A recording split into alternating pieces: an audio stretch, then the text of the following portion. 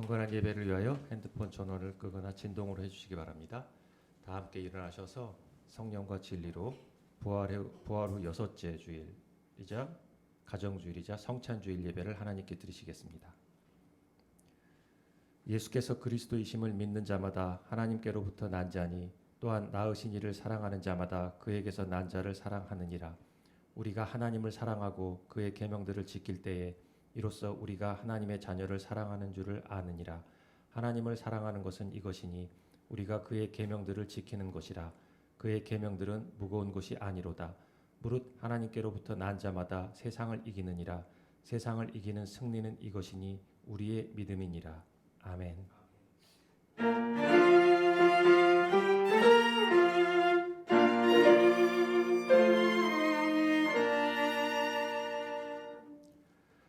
사랑이신 하나님, 우리를 사랑으로 자녀 삼아 주셔서 하나님 안에 있게 하심을 감사합니다.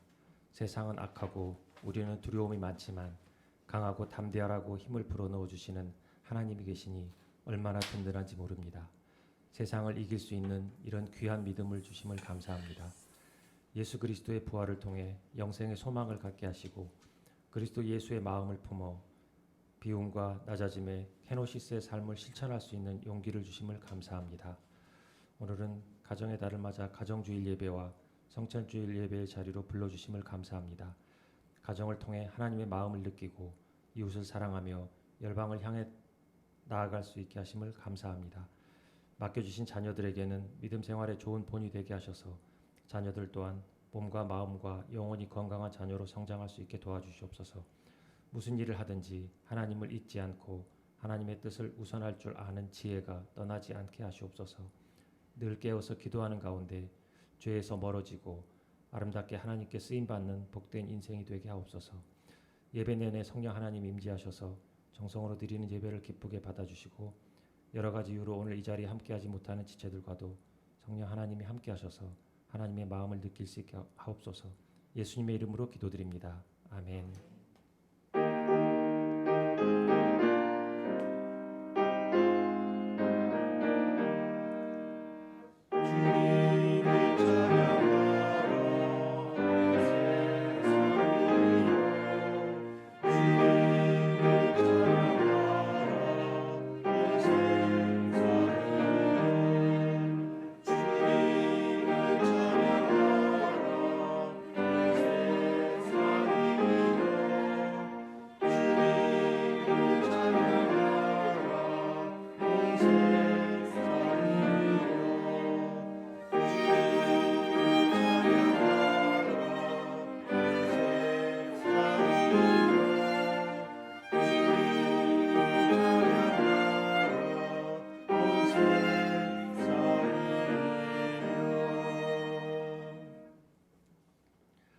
하나님, 누렇게 내려앉는 송화가루에 마음마저 흐려지는 계절이지만 담장 따라 핀 장미의 빨간 웃음이 입꼬리마저 올리는 5월입니다. 삶의 숙제는 여전하고 생의 무게는 줄지 않았지만 온전한 평안을 주시는 주님의 식탁으로 우리 발걸음을 옮깁니다. 긴 담을 끼고 외딴 길을 걷는 듯 생각은 길게 이어집니다. 생의 이 계절을 어떻게 살아야 하나, 어떤 열매를 맺어야 하나. 하지만 장미는 시들 때를 미리 슬퍼하며 꽃을 피우지 않네요. 낙엽 질 때를 미리 염려하며 잎을 틔우지 않네요. 그저 그 계절을 힘을 다해 살아가네요. 우리네 삶도 하나님 안에서 그렇게 피어가게 하옵소서. 싱싱한 초록의 잎을 틔우게 하옵소서. 그리하여 언젠가 부르실 날에는 지난 생의 순간순간이 모자이크처럼 아름다운 작품이게 하옵소서. 오늘도 그 삶을 응원하며 격려하고 감사하고 행복한 성찬의 예배 되게 하옵소서. 예수님의 이름으로 기도드리나이다. 아멘.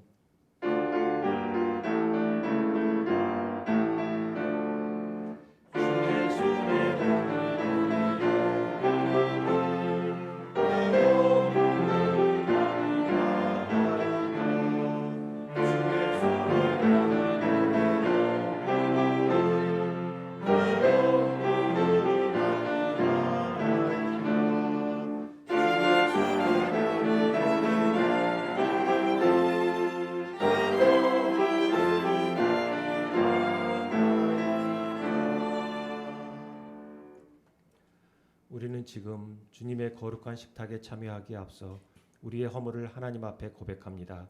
하나님과 이웃과 창조 세계 앞에 자행한 우리의 허물과 죄악을 사하여 주옵소서. 눈부시게 아름다운 5월에 빛만큼이나 어두운 그림자를 보지 않았습니다. 온 생을 다해 사랑한 윗세대의 희생을 당연히 여겼습니다.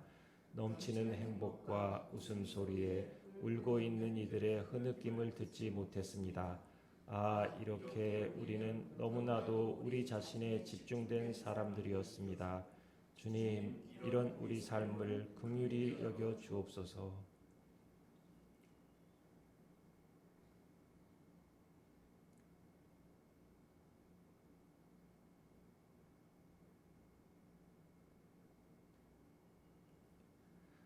회개하여 돌이키는 자녀들의 죄와 허물을 사해 주시겠다는 하나님의 약속입니다. 내 마음의 악을 씻어버리라. 그리하면 구원을 얻으리라. 너희가 내 목소리를 순종하고 나의 모든 명령을 따라 행하면 너희는 내 백성이 되겠고 나는 너희의 하나님이 되리라. 아멘.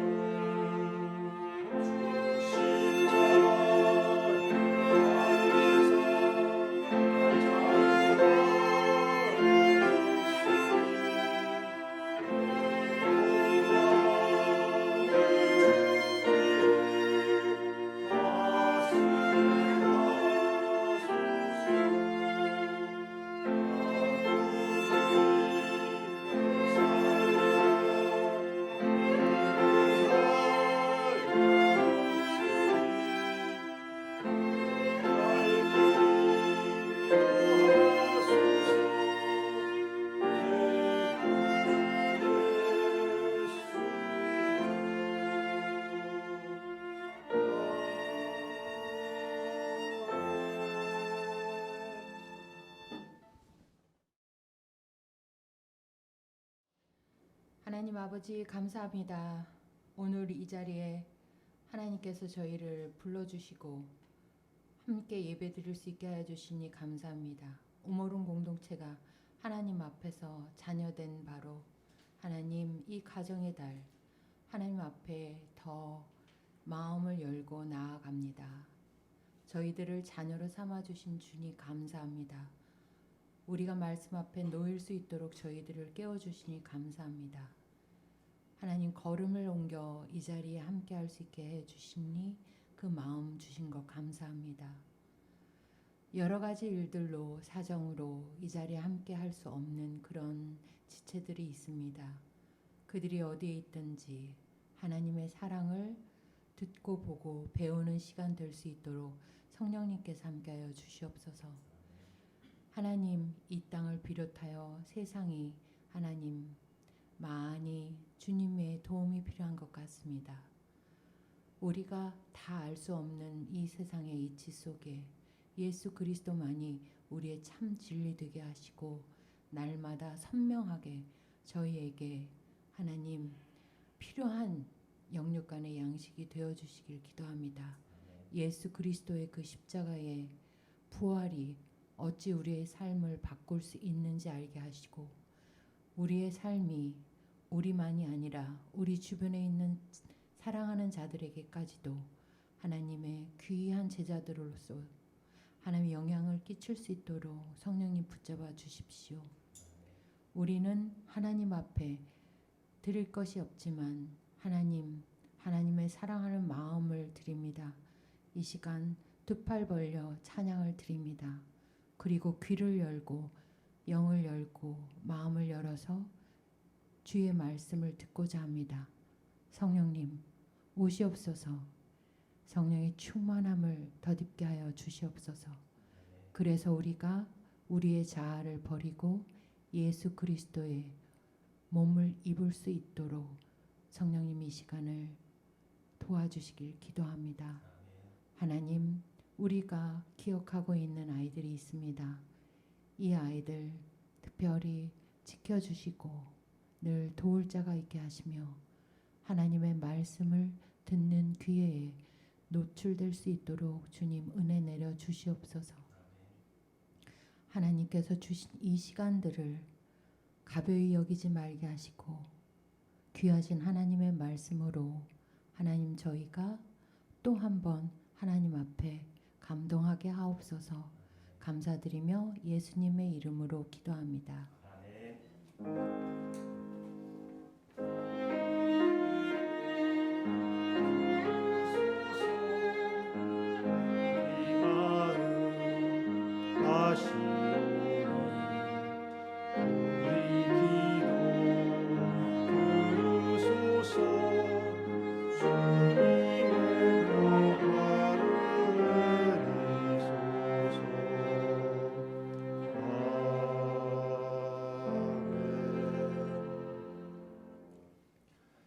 오늘 주신 하나님 말씀은 사도행전 5장 33절부터 42절까지입니다. 사도행전 5장 33절부터 42절까지입니다. 제가 봉독하겠습니다. 그들이 듣고 크게 노하여 사도들을 없이 하고자 할세 바리새인 가말리엘은 율법 교사로 모든 백성에게 존경을 받는 자라. 공회 중에 일어나 명하여 사도들을 잠깐 밖에 나가게 하고 말하되 이스라엘 사람들아 너희가 이 사람들에게 대하여 어떻게 하려는지 조심하라.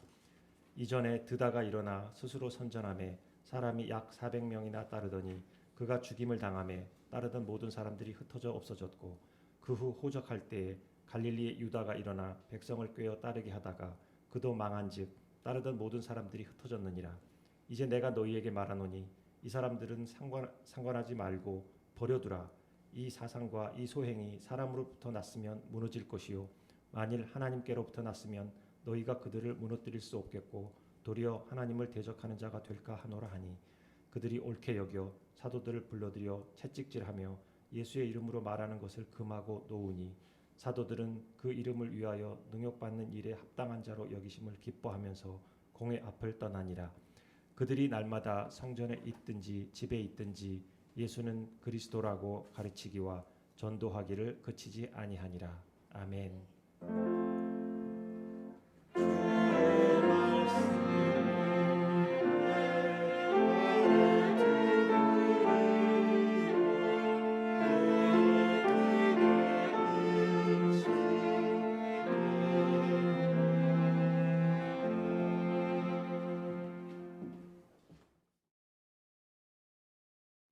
그리스도는 교회의 머리이며 교회는 그리스도의 몸이라고 선언했던 에베소서의 말씀처럼 이 땅의 모든 교회는 예수 그리스도의 몸된 교회입니다.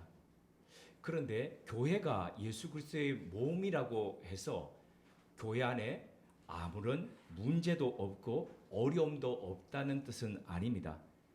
건강한 사람이라고 해서 감기 한번 걸리지 않고 병원의 근처에도 가지 않는 그런 것들이 건강한 것이 아니죠. 외부의 병원균과 싸워서 이기면서 그 면역력으로 밀어내고 그렇게 건강하게 유지되는 것, 바로 그게 건강한 몸이듯이 건강한 교회도 마찬가지입니다. 단 한 차례의 병치레도 없는 교회라기보다는 온갖 어려움들과 병치레를 겪으면서도 잘 버텨가는 거죠. 그래서 병과 씨름하면 씨름할수록 극복하는 면역 기술과 힘이 더 좋아지는 교회가 바로 건강한 교회라고 할 수 있겠습니다. 지난 주일에 살펴보았듯이 예루살렘 교회 안에는 심각한 거짓의 문제가 있었습니다. 그것은 단순히 판 밭의 값 전부를 드리지 않아서 일어났던 그런 문제는 아닙니다. 전체를 바치든 아니면 그 중에 100 중에 1을 바치든 간에 그게 문제가 아니라 사도행전을 저술한 누가는 바로 그 문제가 무엇이었는지 그 핵심을 감추다라는 단어를 통해서 설명을 했습니다. 그 감추다라는 단어는 바로 여호수아서 7장 1절에서 말씀하고 있는 노스피죠. 바로 아간의 그 감춘 그 죄의 심각성이었습니다. 구약의 가나안 공동체가 광야 생활을 끝내고 새롭게 시작하는 그곳에서 아간이 저질렀던 불순종과 거짓은 바로 그 공동체를 와해할 수 있는 그런 위험에 놓이게 했습니다. 마찬가지로 아나니와 삽비라의 이 거짓 역시도 신약 공동체, 성령 공동체가 막 일어나는 이때에 타락의 위험성에 놓이게 할 수 있는 바로 그 심각한 죄였습니다. 그 결과 하나님은 베드로를 통해서 신앙 공동체에 들어온 거짓과 부정을 제거하고 거룩한 공동체에 주님 몸된 교회로 설 수 있도록 그렇게 하셨습니다. 이것이 바로 신약의 초기 교회가 내부의 문제를 이기고 건강한 교회로 나아갔던 첫 번째 사건이었습니다.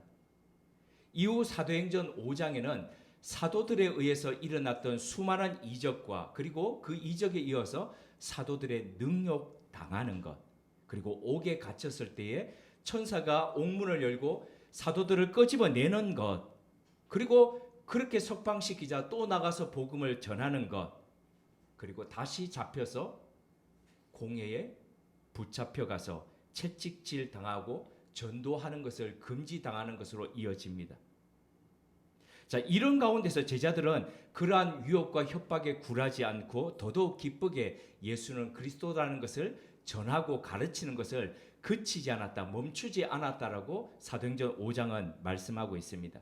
이것이 바로 사도행전 5장에서 이야기하고 있는 초기 교회의 건강한 모습입니다. 성장과 그 과정에서 드러났던 도전과 갈등, 그리고 그 가운데서도 중심을 잃지 않고 복음을 전하면서 가르쳤던 이 사도들의 모습이 나타나 있습니다. 이 모습을 되새겨보면서 특별히 오늘 어린이날이자 가정주일에 우리 교회와 또 우리 가정에 주시는 하나님의 메시지에 우리 한번 집중해 보고자 합니다. 교회와 가정이 신앙 안에서 어떻게 하면 건강함을 이어갈 수 있을까? 세 가지로 새겨보겠습니다. 첫 번째가 듣는 것입니다.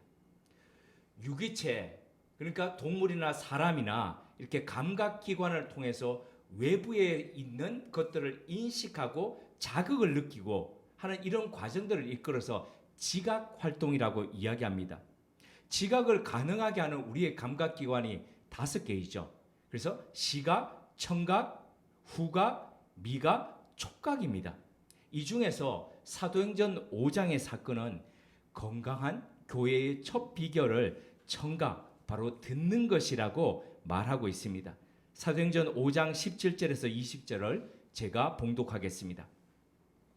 대제사장과 그와 함께 있는 사람, 즉 사도계인의 당파가 다 마음에 시기가 가득하여 일어나서 사도들을 잡아다가 옥에 가두었더니 주의 사자가 밤에 옥문을 열고 끌어내어 이르되 가서 성전에 서서 이 생명의 말씀을 다 백성에게 말하라 하매. 지금까지 예루살렘에 거하던 이 사람들 뿐만 아니라 유대인들은 대제사장을 비롯한 사내들인 공회의 말과 결정에 따랐습니다. 어떤 토도 달지 않을 만큼 그들의 말은 사람들 중에 권위가 있었습니다. 그런데 오순절 성령 강림 사건 이후 기류가 바뀌었습니다. 사람들이 나사렛 예수의 제자들의 말에 귀를 기울이기 시작했습니다. 그들에게 집단 세례를 받고 그들을 추종합니다. 15절을 보니 심지어 병든 사람을 침상째 들고 와서 길에다 내놓습니다. 왜냐하면 베드로가 지나갈 때에 혹시나 그의 그림자라도 덮일까 하면서 기대했다는 것이죠. 왜 그림자라도 덮일까라고 기대했다는 겁니까? 그림자라도 덮이면 나을까라고 기대했다는 거죠. 그만큼 사람들이 이 초기 교회에 대한 기대가 있었다는 겁니다. 그런데 실제로 또 베드로의 그림자가 쏙 지나가자마자 아팠던 사람들이, 침상에 누워있던 사람들이 벌떡 일어나는 그런 일들이 있었다는 겁니다. 일이 이렇게 진행되자 사내들인 공회는 시기심이 충만하게 되었습니다. 그래서 또다시 사도들을 옥에 가두었습니다. 앞서 사도행전 4장에 보면 그들이 했던 방법대로 그대로 하고 있습니다. 잡아 가두면, 그래서 말하지 않게 입을 막으면 된다라고 그렇게 생각한 겁니다. 그런데 그날 밤 옥에 주님의 천사가 찾아와서 그 사도들을 다 끄집어냈습니다. 옥문을 열고 그들을 꺼내주며 이렇게 명령했습니다. 20절입니다. 가서 성전에 서서 이 생명의 말씀을 다 백성에게 말하라. 사도들은 자신들에게 말씀하시는 주의 사자가 하시는 그 말에 귀를 기울였습니다. 그 음성을 들었죠. 그래서 21절을 보니 그들은 말씀을 듣고 그 즉시 나가서 새벽부터 백성들에게 복음을 전했습니다. 새벽 컴컴한데 나가서 성전에 몇 사람이 있겠습니까? 그런데도 나가서 말씀을 전했다는 겁니다. 지난 주 중에 한 남자의, 그러니까 이제 초로에 접어든 한 남성, 늦은 중년의 나이라고 할 수 있는 그 사람의 영상을 보았습니다. 울릉도에서 지금 한 4년째 전 재산을 다 투여해가지고 공원을 꾸미고 했던 사람입니다. 전 재산을 다 넣었는데 일찍 퇴직도 했습니다. 경찰에서. 근데 퇴직해가지고 자신의 꿈을 향해서 공원을 꾸미는데 2년이 되도록 한 사람도 찾아오지 않았다고 합니다. 그런데도 불구하고 이 사람이 이렇게 얘기하는 겁니다. 사람들은 몇 개월만 더 기다려. 그러면 너 이 계급 달잖아. 그럼 평생 너한테 이만큼의 보장이 따르고 하는데 자기 선배들을 보니까 그러다가는 퇴직할 때까지, 정년 퇴직까지 그냥 있겠더랍니다. 그리고 그러다가 그냥 나이가 들어가지고 그냥 아무 힘없이 그냥 그렇게 살겠더라는 겁니다. 그래서 이 사람이 남들이 다 있으라고 하는데도 불구하고 나와서 자신의 꿈을 향해서 시작했는데 밤새도록 불을 밝혀놓고 일을 하는 겁니다. 그러다가 새벽이 되면은 막 너무너무 새벽이 기다려졌다는 겁니다. 나라 빨리 밝아라, 빨리 나가서 또 일해야지. 그러면서 그 사람이 이렇게 얘기했습니다. 가슴 떨리는 일을 해야죠. 가슴에서부터 이 벅차오르는 이 일을 해야죠. 새벽부터 나가서 그 컴컴한데 몇 사람 없는데 복음을 전하고 예수는 그리스도다라고 전했던 이 제자들의 모습을 보니까 그런 마음이 듭니다. 흔히 기독교를 일컬어서 말의 종교라고 하죠. 또 다른 말로는 말씀의 종교라고 합니다. 그것은 종교적 교훈이나 설교가 중심이다라는 말이 아니라 하나님의 말씀인 성경이 바로 믿음의 토대가 된다는 그 의미입니다. 그러므로 건강한 신앙생활을 한다는 것의 출발은 당연히 하나님의 말씀에 귀를 기울이는 것입니다. 아티스트 웨이, 마음의 소리를 듣는 시간이라는 책에 보면은 그 안에 이런 구절이 있습니다. 우리 생에 있어서 어디로 가야 할지 알려줄 직관이나 예감을 찾고 있다면 그 답은 듣는 것에 있다. 귀를 기울이고 잘 들을 때에 우리 주변에서 매일매일마다 그 소리 속에 일정의 신호와 단서가 있습니다. 그것들을 잡는 것이죠. 그러기에 바쁘다고 내달리기보다는 내달려야 될 때가 있죠. 그러나 때때로 어디로 가야 할지 그 방향이 모를 때에 우리는 잠시 멈춰서 듣는 시간을 가져야 합니다. 떠밀려서 상황에 떠밀려서 가는 것이 아니라 그럴 때 잠깐, 그래서 그곳에서 그 상황과 여러 가지 것들로 통해서 우리에게 말씀하시는 그 음성을 알아야 된다는 것이죠. 서울여대에서 가르치고 있는 동기 목사가 있습니다. 듣는 것과 관련한 단상을 얼마 전에 이렇게 남겼습니다. 한국교회의 영성 색깔은 정말 새벽기도가 결정하는 것 같다. 새벽부터 우리는 말로 시작한다. 말을 듣고 말을 쏟아낸다. 새벽부터 우리는 문제로 시작한다. 문제를 꺼내 들고 문제를 맡긴다. 새벽마다 어제의 문제로 다시 복귀한다. 문제를 다루는 어제의 말들을 다시 복창한다. 문제와 문제 안을 빙빙 도는 말 안을 빙빙 돈다. 늘 그 자리다. 하나님께서 그리스도 안에서 우리를 앉히셨다는 그 하늘 자리가 그저 낯설다. 우리는 늘 땅에 붙어 있다. 찰싹 붙어 있어 도무지 고개를 들 줄 모른다. 그리스도인이 성숙해 간다는 것은 무엇을 의미할까요? 내 뜻을 하나님 앞에 올려드리는 그곳에서부터 점점 하나님의 뜻을 알기 위해서 하나님의 음성에 귀 기울이는 것 아닐까요? 가정에서 어린아이가 점점 커서 어른이 되어가고 시근이 든다, 철이 든다는 것은 자기 얘기를 하기보다도 부모의 이야기에 귀 기울인다는 것 아니겠습니까? 가정에서 부모도 자녀도 이와 같지 않을까요? 성숙해 갈수록 내 말을 유창하고 논리 있게 하는 것이 아니라 상대의 마음을 더 헤아리는 것 아닐까요? 그 출발이 듣는 것입니다. 바로 듣는 훈련, 경청입니다. 우리 가정에 이런 따뜻한 경청이 자리하길 바랍니다. 두 번째입니다. 책임과 수용입니다. 산헤드린 공회는 성전에서 가르치던 제자들을 다시 잡아 공의 앞에 세웠습니다. 대제사장이 직접 이렇게 신문했습니다. 28절입니다. 이르되 우리가 이 이름으로 사람을 가르치지 말라고 엄금하였으되 너희가 너희 가르침을 예루살렘에 가득하게 하니 이 사람의 피를 우리에게 돌리고자 함이로다. 대제사장이 언급한 이 사람은 나사렛 예수를 말하고 그 피라는 것은 십자가에 못 박아 죽였던 바로 그 사건을 이야기하는 겁니다. 대제사장을 비롯한 이 산헤드린 공회는 제자들이 가르치는 행위와 전도가 나사렛 예수의 십자가형에 대한 책임을 자신들에게 돌리는 것이라고 그렇게 봤습니다. 사도들의 메시지는 누구든지 회개하고 예수 그리스도의 이름으로 세례를 받고 죄사함을 받으라는 메시지였습니다. 하지만 대제사장은 그것이 자신들을 향한 메시지라고 그렇게 봤습니다. 그래서 책임을 또 안지 않으려 했다는 것이죠. 누구든지가 아니라. 그리고 무엇보다도 그들은 자신들이 이전에 했던 말을 의식하지 않거나 외면하고 있었습니다. 예수 그리스도를 십자가에 못 박으라고 빌라도 총독을 압박할 때 그들이 했던 말이 무엇입니까?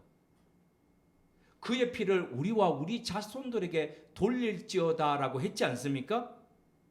그렇게 말할 때는 언제고 이제 와서 일어나는 현상을 보니까 두려운지 그들은 십자가에 못 박은 그 죄와 자신들이 상관없다라고 지금 그렇게 얘기하는 겁니다.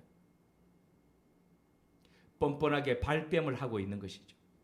이처럼 인간은 무책임하고 믿을 수 없는 면이 많은 것이죠. 정치에 있어서 가장 중요한 두 가지를 들라고 한다면 당연 신념과 책임이라고 할 수 있습니다.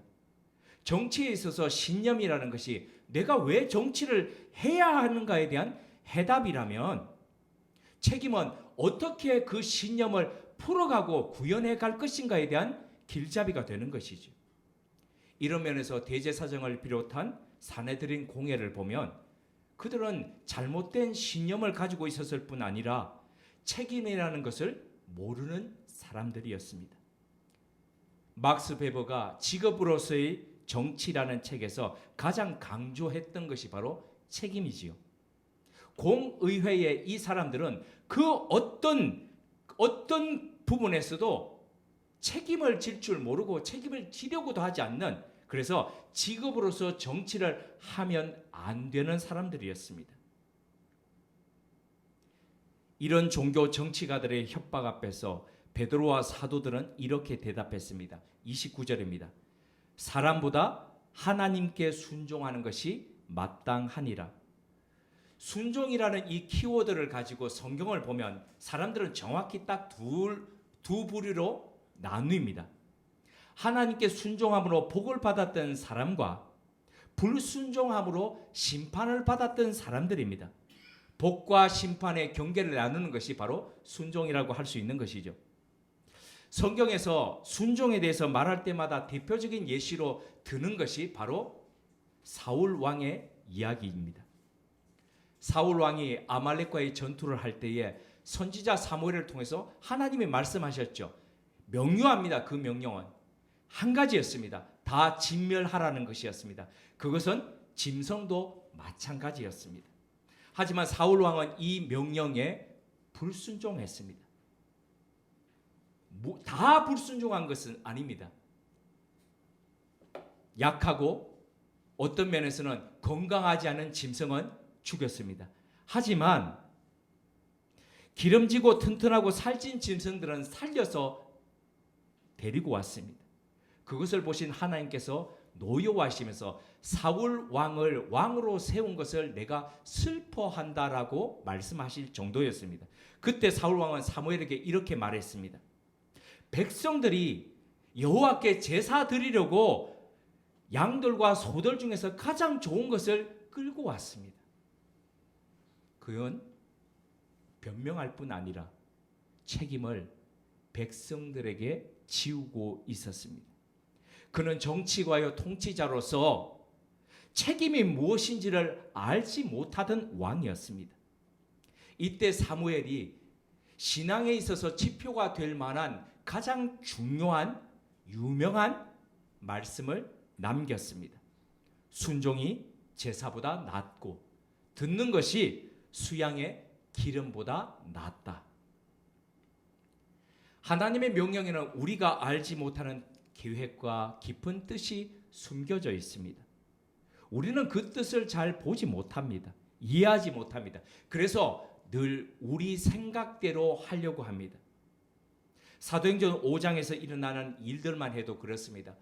왜 베드로와 어떤 사도들은 옥에 갇혔을 때에 금방 그 밤에 끄집어내주고 왜 어떤 사람들은 끄집어내주지 않을까?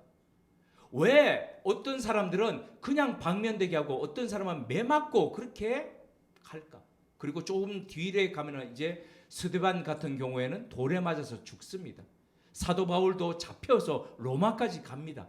그리고 2년 동안이나 감옥 생활을 합니다.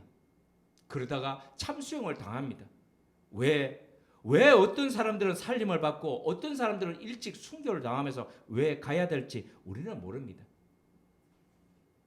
하지만 하나님의 역사는 이렇게 놀랍게 그렇지만은 때때로 우리를 불편하고 우리가 이해하기 어려울도록 우리를 이끕니다. 근데 여기서 바로 중요한 것이 있습니다. 때때로 우리가 이해되지 않고 우리가 동의되지 않는다 하더라도 하나님의 그 이끄심은 하나님의 역사를 만들어 간다는 것이죠. 그래서 여기에 신비가 있는 것입니다. 비록 이해되지 않지만 그것을 수용하고 익숙해지는 겁니다. 한마디로 엿장수 마음대로. 요즘은 엿장수가 없죠. 유년 시절에 동네마다 여거를 끌고 다니면서 이거 있죠. 이거 가위, 굉장히 그 딱딱 소리 나는 가위를 치면서 엿을 팔러 다니는 사람이 있었습니다. 그런 빈병이나 뭐 쇠 같은 것들을 가져가 가지고 엿을 받고 하는데, 어떤 데 보면은 그 사람이 엿을 잘라주는데 쟤는 크게 주고 나는 작게 주고, 왜 나는 쟤보다 작게 주냐 그러면 하는 말이 있죠. 엿장수 마음이다, 이렇게 얘기하지 않습니까?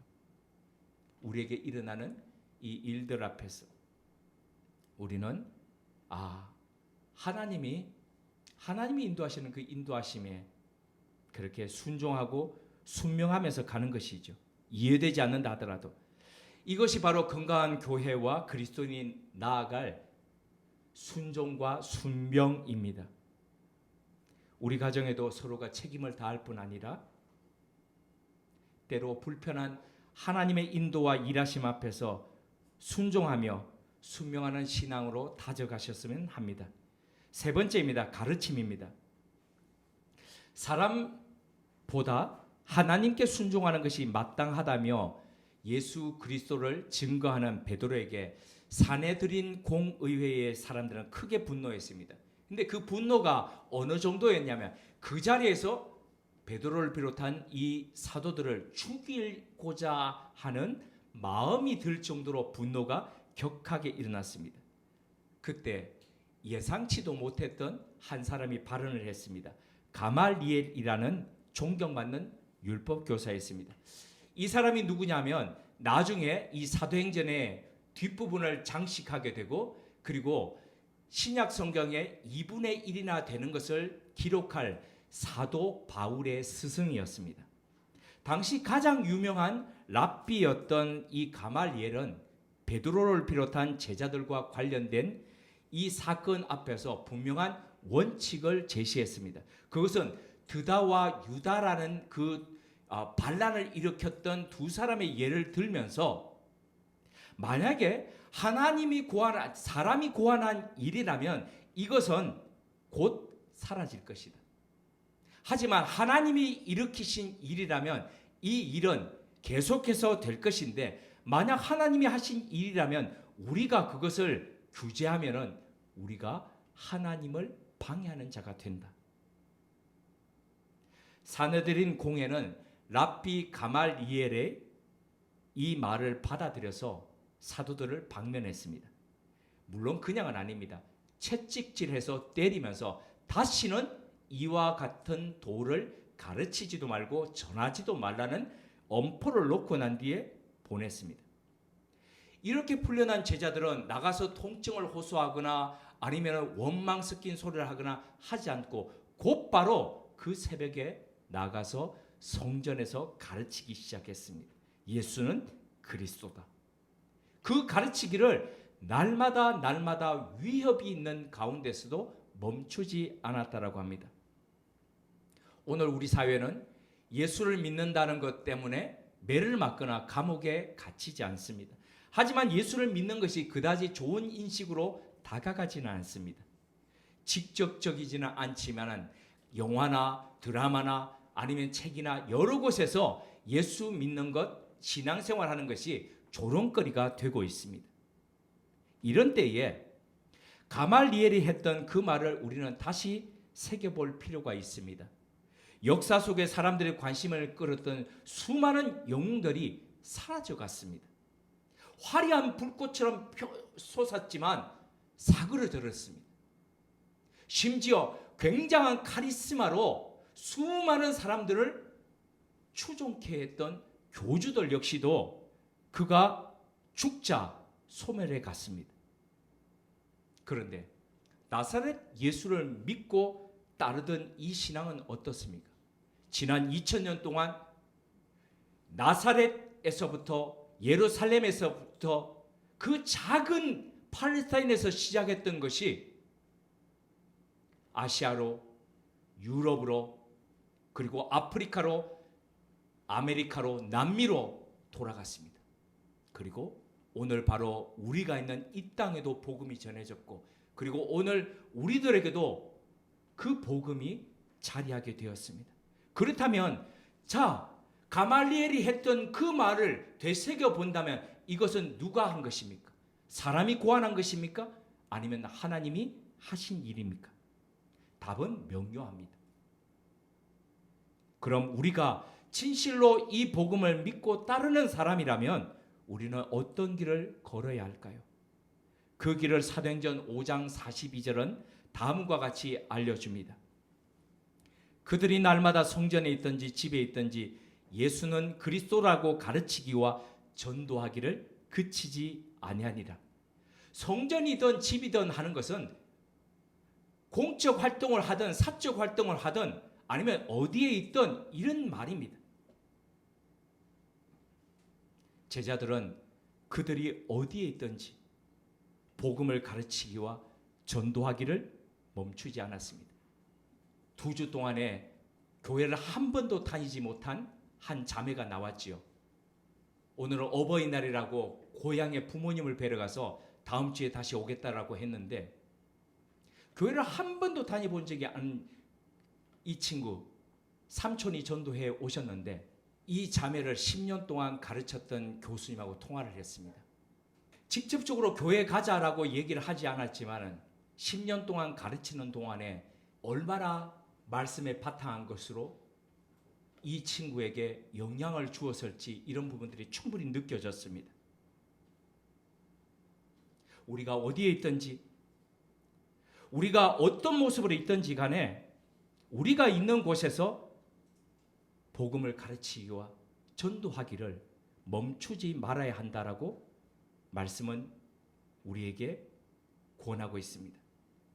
발달 심리학자이자 아동 분석학가였던 에릭 에릭슨은 성인의 발달에 대해서 이렇게 말했습니다. 중년에 도달하면 사람들은 정체감이나 생산성이라는 이 문제 중에서 양자택일을 한다. 정체감이라는 것은 멈추는 거거든요. 생산이라는 것은 재생산을 한다는 것입니다. 중년이 되면은 이 둘 중에서 어떤 길을 걸어갈지에 대해서 선택하게 된다는 겁니다. 중년에 이르면 대부분 언어 이상의 지위에 이릅니다. 그래서 이분들은 더 나아가는 수고를 하는 대신에 현 상태를 지키는 것을 선호하게 됩니다. 그러다 보니 생산성보다는 정체감에 가까이 갑니다. 그러니 젊은 세대가 볼 때는 라떼를 유발하는 기득권 또는 고리따분한 세대라고 이야기하는 겁니다. 생에 있어서 중요한 것은 재생산입니다. 때로 모험에 도전하면서 그러면서 그것을 넘어서면서 재생산해 가는 것. 그런데 그럼에도 불구하고 많은 사람들이 현재를 지키고 유지하는 안전 모드를 지향합니다. 한 달란트로 장사하기보다는 혹시나 잃을까봐 그것을 땅에 파묻는 것을 선택합니다. 저는 스페인의 바르셀로나를 1년 안에 2번을 방문했습니다. 근데 2번 방문하는 그동안에 빼놓지 않고 갔던 것이 바로 피카소의 박물관이었습니다. 정확하게 시기별로 4방으로 구분되어 있습니다. 근데 그곳에서 느꼈던 것은 바로 이것이었습니다. 시기별로 놓여져 있는 그 피카소의 방, 그 작품들은 정확하게 그 앞전의 방의 것들을 넘어서고 있었습니다. 다시 말해 앞의 것을 정체감을 버리고 생산성을 선택했기 때문에 우리가 아는 오늘날의 피카소가 되어 있는 것이죠. 피카소가 이렇게 말했습니다. 렘브란트처럼 그리는 데는 5년이 걸렸고 어린아이처럼 그리는 데는 40년이 걸렸다. 어린 학습자는 세밀히 관찰합니다. 그래서 그 위치를 정확하게 포착하고 어떻게 가야 될지를 답을 찾아갑니다.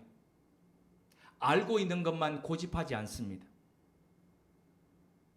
왜 지금 우리 보면 젊은 세대들을 보면은 모르는 것 할 때에 우리는 막 어떻게 할지 이랬는데 이 친구들은 빨리 넘기면서 막 이것도 시도하고 저것도 시도하고 그래서 금방 답을 찾지 않습니까? 하나를 고집하지 않기 때문에 가능한 것입니다. 알고 있는 것만 고수하지 않기 때문에 가능한 겁니다. 그들은 입을 다물고 듣고 개선해 갑니다. 이렇게 선택하기에 앞의 것을 넘어서 자라가고 그리고 성장해 갑니다. 하지만 어른이 되면 더 이상 듣고 개선하려 하지 않습니다. 귀 대신 입으로만 삽니다. 그러다 보니 그저 좋은 사람, 굿에는 머물러 있는데 굿을 넘어서서 better 그리고 best, great로 나아가지 못합니다. 지금 우리는 어떻습니까? 우리 스스로 진리의 배움 앞에서 우리를 내어놓고 있습니까? 익숙하기에 편한 그 정체감을 내려놓고 생산성을 선택하는 수고를 아끼지 않습니까? 교사들의 교사로 불리는 파크 제이 파머 교수는 가르칠 수 있는 용기라는 책에서 가르치는 이의 정체성과 성실성은 교수 기법이나 행태보다는 우선된다라고 이야기했습니다. 그러니까 어떤 인품으로 가지고 있느냐, 교사가 그렇게 되어 있느냐, 가르치는 사람이 그렇게 되어 있느냐, 이것이 그리고 어떤 성실성으로 있느냐, 이것이 결국에는 가르치는 기술보다도 훨씬 더 그게 혹시나 기술이 모자라더라도 그것을 넘어선다는 것이죠. 결국 가르치는 사람의 내면과 태도가 교육의 성패를 좌우한다는 것입니다. 어제를 넘어서는 믿음의 정체성과 성실함으로 우리 자신이 자리한다면 우리가 굳이 말로 일일이 가르치지 않는다 하더라도 우리의 뒷모습을 보면서 우리의 다음 세대는 그들이 나갈 길들을 찾아서 진리로 그렇게 나아가지 않겠습니까? 우리가 믿음의 정체성과 그리고 성실함으로 우리 자신을 갖고 간다면 우리의 직장 사람들과 우리 주변의 사람들은 이런 우리의 모습을 보면서 예수는 그리스도이시고 예수는 우리의 생명의 주님이심을 인식하지 않겠습니까? 그리하여 우리 가정에 그리스도가 주인이 되셨듯이 그들의 가정에도 그리스도가 주인되며 우리의 가정이 믿음을 따라 걷는 가정이 되듯이 그들의 가정도 믿음으로 그렇게 세워져 가지 않겠습니까? 함께 기도드리겠습니다. 하나님, 바쁠수록 시간에 쫓길수록 잠시 멈춰서서 하나님의 음성에 귀 기울이며 그 뜻을 따라 걷는 사람 되기를 원합니다. 우리 가정 안에도 서로를 향한 따뜻하게 귀 기울이고 듣는 경청이 자리하게 하옵소서. 우리 가정 안은 서로가 책임을 다할 뿐 아니라 때로 불편한 하나님의 인도와 일하심 앞에서도 순종하고 순명하는 신앙으로 다져지게 하옵소서. 어제를 넘어 더 괜찮은 그리스도인으로 오늘을 살기를 원합니다. 이를 위해 알고 있는 것만 고집하지 않고 새로운 곳에 개방되며 그곳으로 우리를 개선해가는 생산성을 살게 하옵소서. 그리하여 우리 믿음의 정체성과 성실성 속에서 예수께서 그리스도이심이 전해지고 증거되게 하옵소서. 우리의 가정이, 우리의 교회와 직장이 이런 믿음의 산실되게 하옵소서. 예수님의 이름으로 기도드립니다. 아멘.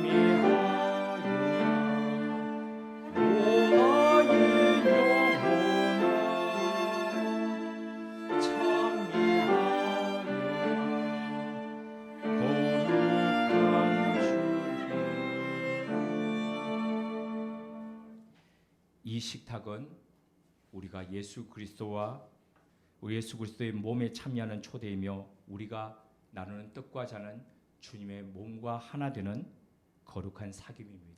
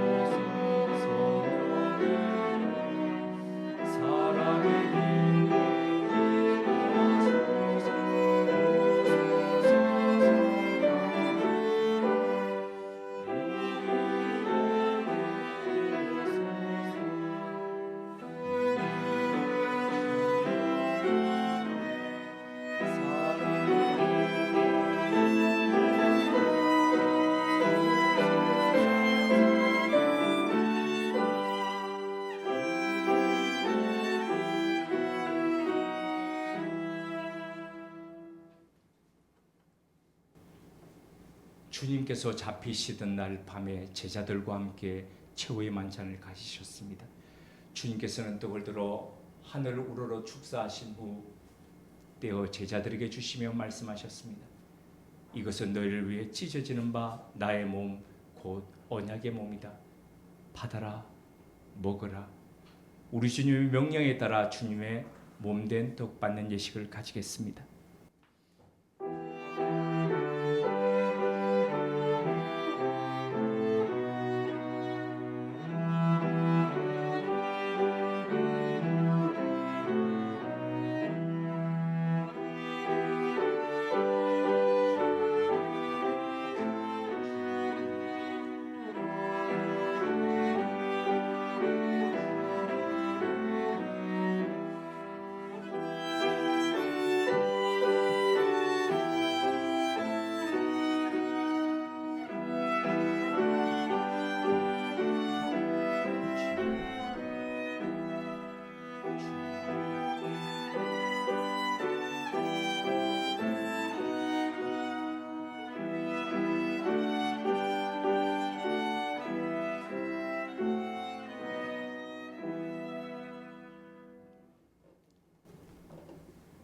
이 땅에 하나님의 말씀대로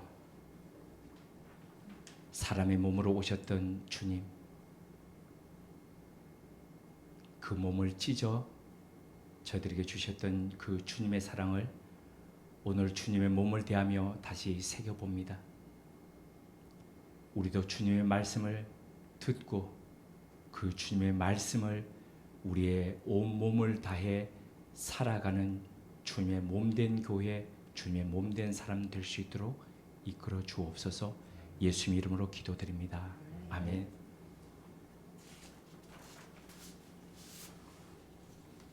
십구일 동안 주님은 잔을 들어 하늘로 축사하신 후 내어 제자들에게 주시며 말씀하셨습니다.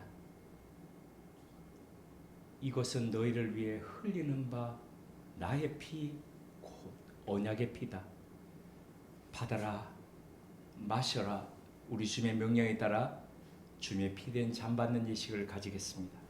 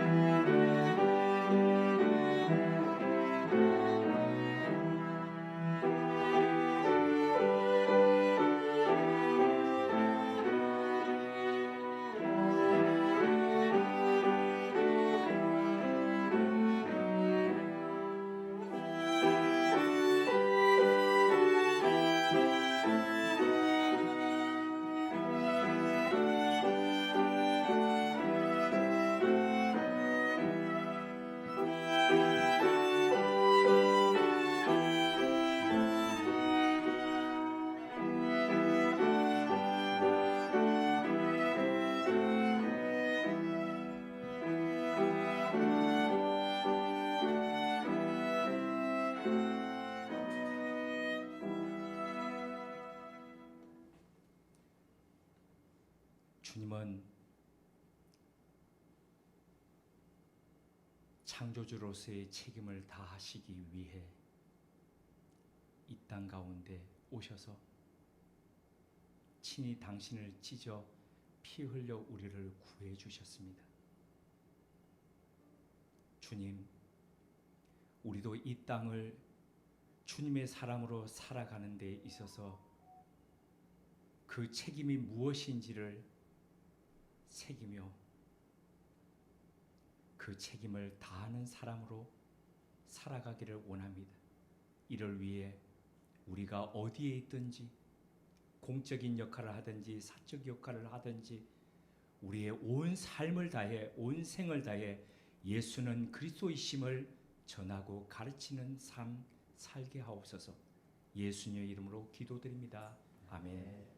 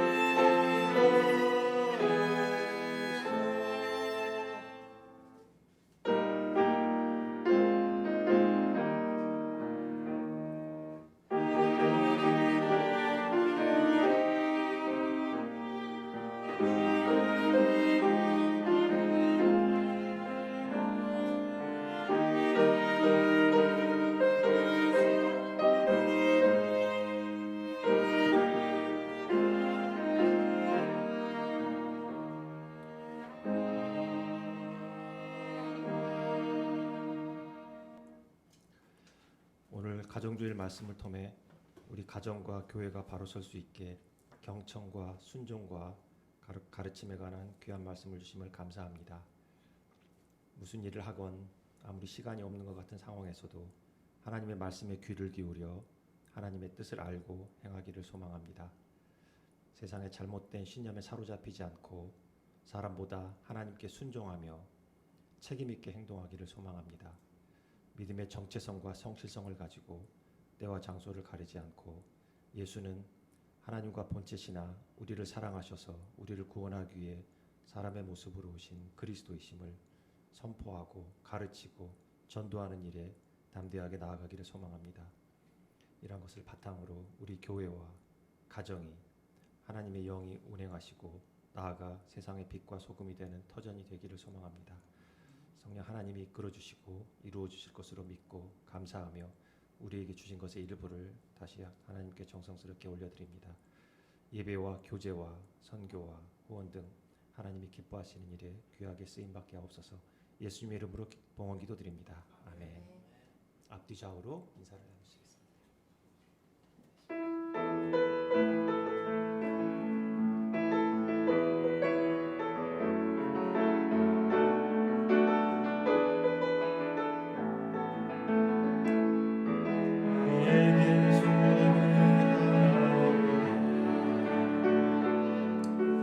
다시 오시는 날까지